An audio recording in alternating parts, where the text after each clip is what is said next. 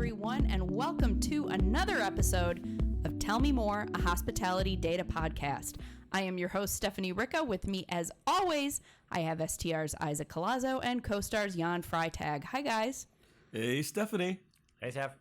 Now, dear listener, here's what's a little different this time. We are recording from the America's Lodging Investment Summit in LA. This, of course, is the traditional annual scene setter event for the hotel industry. Really what it does is it gauges the overall mood and sentiment of hotel owners, investors, operators, brands, really all the big movers and shakers, right? The big wigs. And as we record, we're wrapping up the second day of the conference. And I don't know about you guys, but my feet hurt. Jan? Isaac, you feeling pretty good? You feeling tired? No. This is great. It's sunny. It's beautiful in LA today. Yesterday was gloomy, albeit it was crazy gloomy. It was rainy. Never rains in Southern California. There's a song about that, right? But today, it's gorgeous. And that's what this industry is about. It's a gorgeous, fabulous industry. I think last year when we got together, we were probably cautiously optimistic. But the one word I heard this year more often is just optimistic. So that's your one-word assessment? If we did a quick lightning round, one word, optimistic? I was just listening to David Duncan from First Hospitality. He was moderating a Wall Street panel, and he asked for exactly that, a one-word assessment from four Wall Street guys. And one said better, one said optimistic. The third guy said decent, and the last guy said it depends, and then everybody booed him because there was two words. But so I think it's still a little like a gamut of okay to like slightly not okay. But overall, I had the distinct sense, especially after listening to Amanda Height's forecast yesterday, that things are looking pretty good. And who was telling you that a year ago? Who was telling you that 6 months ago? I think there was a guy sitting next to you going, you got it wrong. You're not looking at the right data. We kept looking, and everything I looked at, consumer sentiment is down. No one's going to travel. Bull. We knew it. We could see it. And then you look at the data on consumer spending. Consumer spending is going to be down. We're so worried about Christmas spending. No one's going to spend money. Guess what? It was up. And it's still up. And it's because the people want experiences. They still want to be out with others. And I think that's why everyone's optimistic, because now they see the same tea leaves that I've been talking about. And the numbers look good. I mean, it looks moderate. I guess good is all relative. It's going to be a more moderate year, 2024, than what we saw in the last 3 years. But it's positive. It's RevPAR growth. That's what we want. Now, before we dip into the new forecast, which we will talk about, another news-making event from this week, I don't know if I would agree entirely about all of your sentiment. I think I'm more with Jan on the general optimism. You've got to admit that there are still 100% big hurdles. 100%. I agree. Which are? There is interest rates. Interest rates. And again, we don't know when the Fed will start lowering them, right? So there are some issues, and we still expect GDP growth to slow. But my contention has always been that GDP is a measure of the general economy. And the people who travel are different from the general public. And again, if you look at those specifics in the specifically higher income households and college educated individuals, they're in a better standing or footing than most other individuals. And these are the individuals that will travel and do travel because they have the means to travel. And again, that's where I get a little bit more optimistic than others, because I'm just watching that. I'm watching those lines. I'm looking at unemployment by college-educated individuals, very low. Still looking at the growth in household incomes above 100,000, looking at real disposable income among those individuals, and there's all going up. And I had already seen that last year. So again, that's why, for me, I'm not different. At the same time, we're still missing the corporate transient traveler. Yes. You know, the occupancy that we recorded last year was not as high as it was in 2019. At the same time, we're still missing the international inbound. It's getting slowly better, but Tourism Economics suggests that the Chinese traveler won't get back in force to the United States until 2026 or so. And at the same time, if indeed the American consumer is in such a good shape as you suggested, aren't they all going to this year? Last year they went to Venice, and this year are they going to Athens? No, not necessarily, because the exchange rates now have more moderated, right? So now you're going to see it's not on sale per se, and they've done that. So again, I think we will see some changing travel patterns. will we see the exodus that we saw in the summer and even in the fourth quarter? Because we were very surprised by the number of people going outbound in the fourth quarter. Will that rate of growth continue? No, I don't think so. I think it's going to moderate. But again, I do think obviously it will still surpass outbound and inbound. But I don't know if you saw the latest tourism economics forecast, but they are predicting inbound to the U.S. will be back at 2019 levels, barely in 2024. Again, it's a forecast, so let's take it with a grain of salt, but that's their forecast at the moment for inbound. Whether it could be a different composition of travelers, it may not be the Chinese travelers, could be European travelers, could be anything, but that's currently what they're thinking. So that's a possibility. What else have you picked up over the last 2 days from conference sessions, general sessions, speakers on any stage, conversations in the elevator that made you think, that's interesting? The thing Jan and I were talking at lunch is maybe the way we look at and the way we think about segmentation, right? We've always looked at business transient, leisure, and then group, right? Maybe we have to rethink that, because I am in the same camp. I think business travel is going to be different for some time. Never say never. I think it will come back to the Monday through Wednesday levels. We'll get back to 2019 sometime in the future, but not anytime soon. But maybe we need to think differently. And what I heard today had me thinking, I forgot what panel it was, but they were talking about the luxury traveler and how that continues to grow. It was yesterday, actually, one of the CEO panels as well. And MGM's CEO said that their luxury properties have seen ADR increase by 35% since 2019. And you got to remember, inflation since 2019 has only gone up 19%. So we go, maybe we've got to rethink, and maybe that whole luxury lifestyle is what will be a new segmentation instead of this whole business leisure. Maybe we have to think differently. I don't know what that is. That's a great topic, but at some point I think we need to think differently. That's my main point. Yeah, and along those lines, we saw one new brand launch, HQ, I guess is the name of it, with Wyndham. Working title. So I thought that was interesting. The Arizona Biltmore may be sold, and that was not official, but that came out on Bloomberg today. So we may have the big deal of the conference as well. I thought it was interesting what we didn't talk about. And the CEO for Carnival Cruise Lines said in her commentary when she was asked, he said, what I talk about all the time, what we're not talking about on this first panel was sustainability. And I think we're not talking about climate change, but everybody talks about insurance rates going up. So I think that's an interesting conversation. The other piece that sort of struck me is when we go around, Isaac and I and Amanda Hyde from STR, and we talk about our RevPAR forecast, the response that I got oftentimes is just like, yeah, okay, but let's talk about the middle of the P&L. Let's talk about GOP growth. Like that the top line is growing, is good, but everybody's worried about insurance costs, everybody's worried about labor costs, and everybody's worried about taxes. And they should be, because again, what we saw at most of last year was ADR growth below the rate of inflation, right? So if you look at it compared to 2019, we actually went slightly backwards in 2023. So yes, that's an issue I think we have to be very cognizant of. Demand is basically back at 2019 levels for all practical purposes, but it's rates that are still lagging. And I think that's going to be important. And then you have costs rising everywhere else, including insurance costs and including labor costs. So yeah, I think that's a very important piece. And it's really, I've been surprised that you keep saying it. We've heard it, but we've not had a lot of conversation about it at this conference. Couldn't think of the word. As you talk about last year, do you want to just do a quick Sure. recap of how last year was? What are the KPIs that people ask us about all the time? Because that full year 2023 And data again, is in. and you're going to laugh. You're probably going to say, see, how can you be so optimistic? I know you're going to do it, so just go ahead and laugh at me now.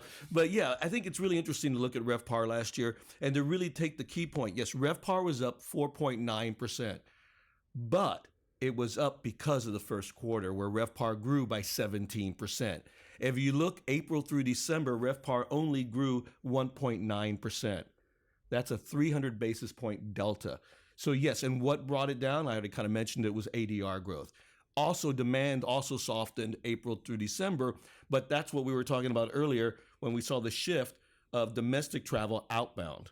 And so again, that's part of the reason. Another piece of that is we did see softening in the economy segment, and that was a good drain on demand overall. But if you look at the top 4 segments, so luxury, upper upscale, and upper mid-scale, RevPAR was growing at 3.9%. Did I say upper mid-scale correctly? So I think you looked at me and I thought, okay, what did I do wrong? And so, but it's like, so they were growing well. And again, but they also had the most room to grow. But what that means, they grow when business travel and group grows. And I think that's an important piece of that pie. And then finally, the only thing I would say is the piece that we also been talking a lot this year and that you should keep in mind is group demand growth was high this year, as we had predicted early on. So people are meeting, they want to meet again, and we think that'll be a driver into 2024 as well. Yeah, I think we're very bullish on group demand in October. We sold more group rooms there in October of 2019. Did you say bullish? Okay. On the group part. Okay. Let the record show. So Jan is optimistic.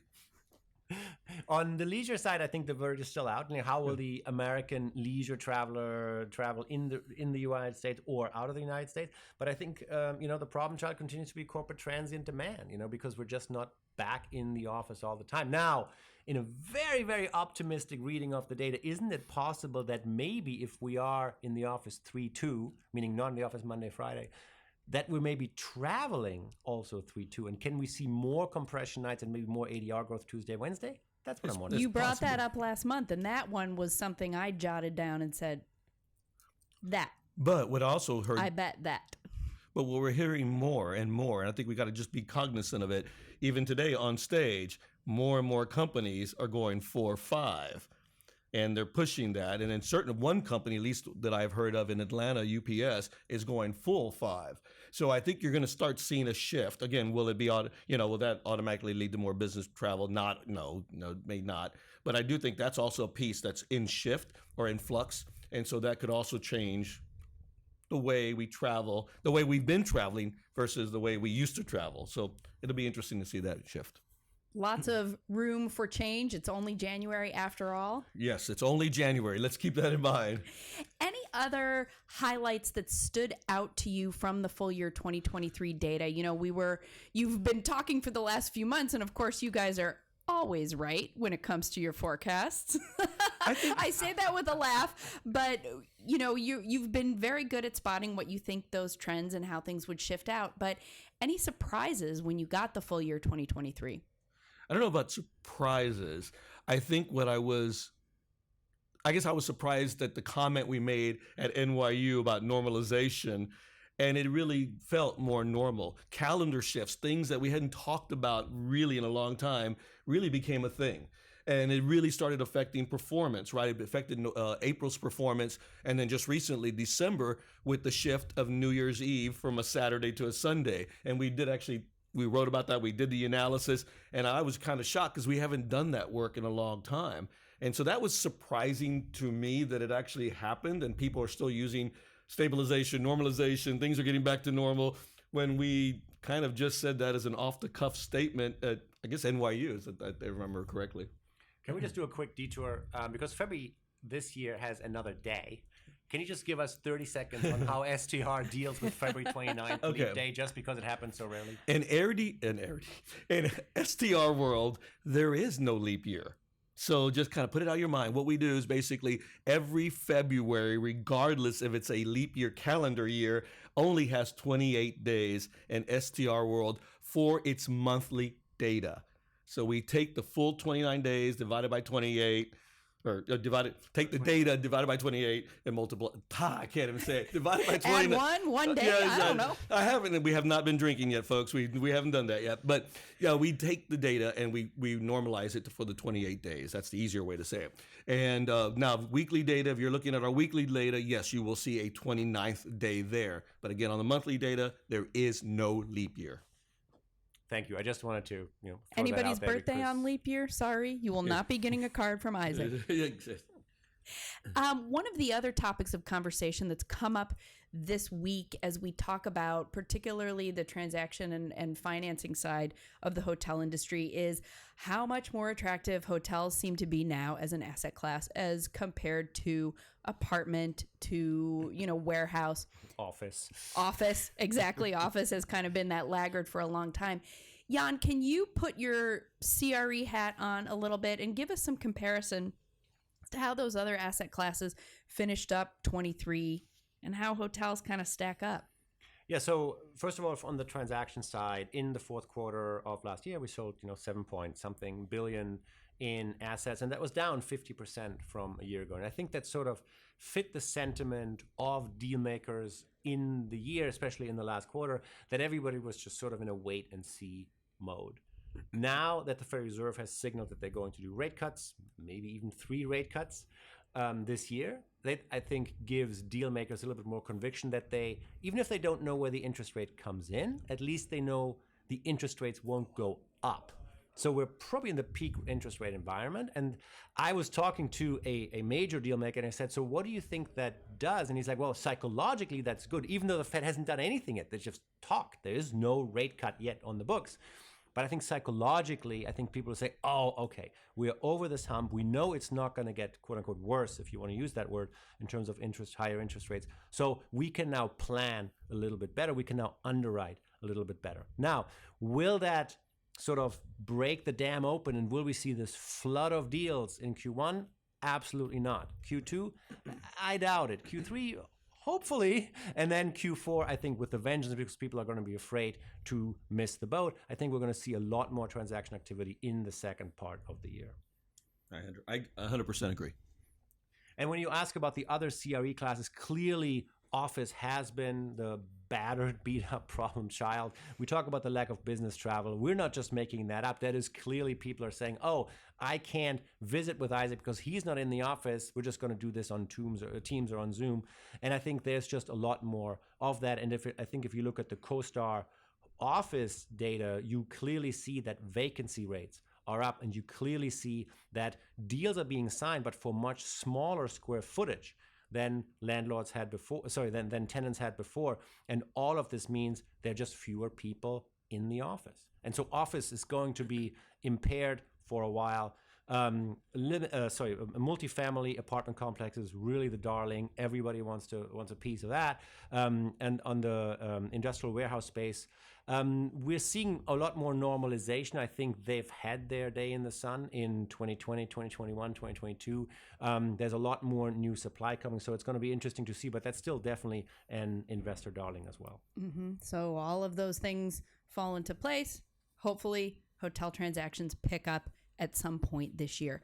Now, a lot of these elements are baked into the CoStar forecast for 2024, which was revised this week and released this week at the conference. And I will ask you about that in 1 second. Before that, I want to ask a question that sort of goes hand in hand with the forecast. This is an election year in the United States. It's also an election year in a lot of places around the world. From your historical perspective, how much of an impact does that really have? And you don't have to give me numbers, but I've always been curious. Is that really something that makes people, investors especially, be uncertain and wait for it to be over? I don't know. I'm sure in some cases, investors will have a point of view depending on what candidate is elected, right? But from a traveling perspective at this point, there will be no change, right? That's the election year itself will not cause any disruptions or people reconsidering their travel plans, except with the one exception, and we had a good conversation about this last night, on the actual election day, I think you're going to see a deeper fall in demand this year than you've had in other elections. Remember, a lot of states have changed their rules on absentee voting. And because of that, it'll be harder to do absentee, so you have to literally go vote. And for that reason alone, I think people will stay home. It's a big election year, obviously, we all know that, especially in the United States. And so I think that may have a dampening effect, a deeper dampening effect than we've seen in other years. Of course, no group and meeting planner is going to plan anything on Monday and Tuesday, or probably Wednesday. So it's going to be not till Thursday and Friday that you see the pickup again after the previous week. What you said is also very important. Now, thinking of 25, more than half of the population will be voting a leader this year. According to The Economist, it's the most people or the most countries ever voting for a leader in history. That itself, yes, as we think about the future, leaders do make a difference to traveling people to their people that they govern. So you might see in the future if laws and travel restrictions or visas or something do come into a point, but that's more in the future, not in 2025 or 2024. Yeah, my very sort of shorthand answers when people ask me what's the impact of the election on the 2024 U.S. hotel industry, I always say it's not the election that governs it, it's GDP growth. It doesn't really matter what else is going on, but is the American economy expanding or not? And that's what impacts how the U.S. hotel industry behaves. Yes, are there some limited service hotels in New Hampshire or in Iowa that did better? Of course, yeah. And will there be inauguration effect in Washington, D.C.? Yes. And will there not be any meetings, hardly any meetings in the week of the election? Yes.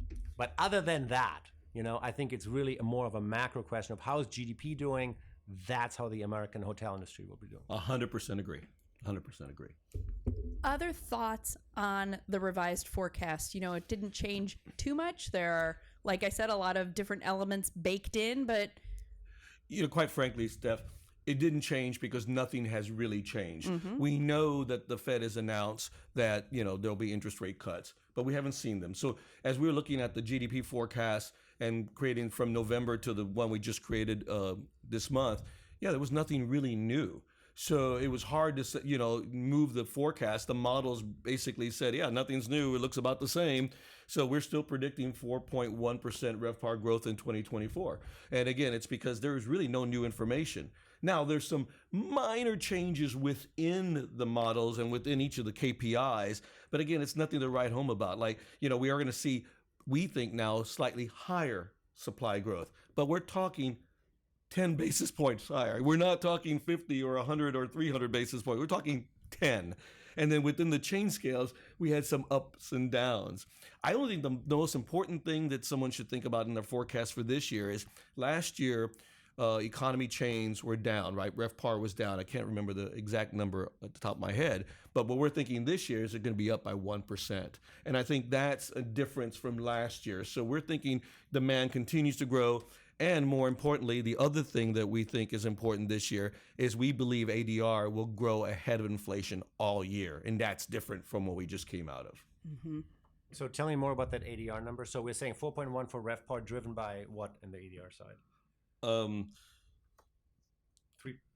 Yeah, I think it's 3.1. I'm trying to make sure it's mostly, it is ADR driving the RevPAR, but I think it's 3.1. I don't think it's 3.2. I was trying to make sure it's a 3.2 or 3.0, but it's in the threes.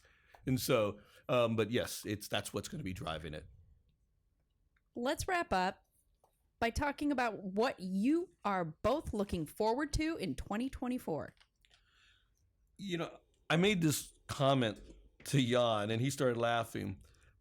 I am kind of looking as a analyst, and you're going to laugh, all of you listening to this, to just be bored. For the last 3 years, we have been just trying to unpack everything. What caused this? What caused that? How do we think about that? I'm ready for a boring year, but I would say a boring year is good, right? Because again, it'll be more traditional stuff. Will I have things to work on? Of course I will. And there'll be things we'll be investigating. But this fire drill mentality we've been and just trying to unpack all this after the last 3 or 4 years after COVID, I'm ready to put that behind me and just get back to normal. So ask me normal questions about the industry versus what we've been dealing with for the last several years. Yeah, and how about you? You want to just kick back and be bored, flip out a TV show? Boring is good. I guess we're looking for more transaction activity, as I said, probably towards the end of the year. And that hopefully will not be boring, right? Hopefully a lot of players will be able to step in and see the opportunity and seize the opportunity and feel that they weren't left behind.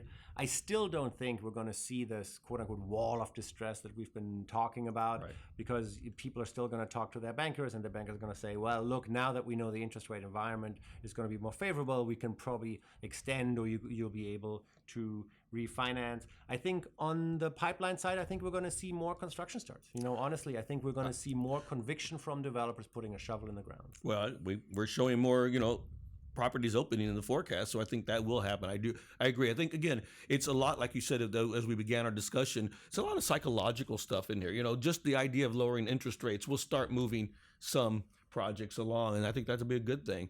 And again, are we? We're talking about this all the time. Are we out of the woods? We're never out of the woods, right? We don't know what's going to happen next. But again, everything points to a more, again, I hate to use the word, but a more normal year. And I think that's good. I mean, we need that. And it'll help us get our footing and then get back to our strategies of what we need to do as an industry and not be continually, are we back there? Are we back? Are we back? Are we back? Did you drop that Taylor Swift line reference on purpose? Are we out of the woods? No, I didn't, but I should have thought about it. I should say yes, but you know how honest I am. But yes, no, I did not. Well, my forecast for the year is that neither one of you will be bored in the least because there is always going to be something to talk about, and talk about it we will on Tell Me More, a hospitality data podcast. Thank you for joining us for another episode. Remember to stay tuned to hotelnewsnow.com for all of your hotel industry needs, news, all of it. You'll find this podcast there, along with on all of the other channels where you listen to podcasts. Like us, subscribe. We'll see you next month. Thank you. Thank you.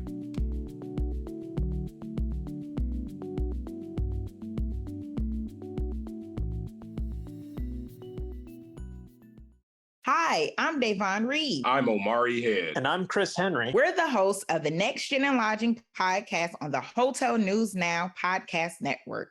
It's a monthly show in which we interview a new generation of hoteliers to get their insights into a variety of disciplines and topics, from finance to food and beverage and hotel operations. Listen to us on Spotify, Google, Apple Podcasts, or wherever you get your podcasts. This episode of Tell Me More, a hospitality data podcast, was recorded on January 23, 2024 at the America's Lodging Investment Summit in Los Angeles. Editing and mixing by Trevor Simpson. Find this and all other Hotel News Now podcasts wherever you like to listen, and be sure to subscribe. Visit Hotel News Now for all the global hotel industry news you need and to subscribe to our newsletters. Thank you.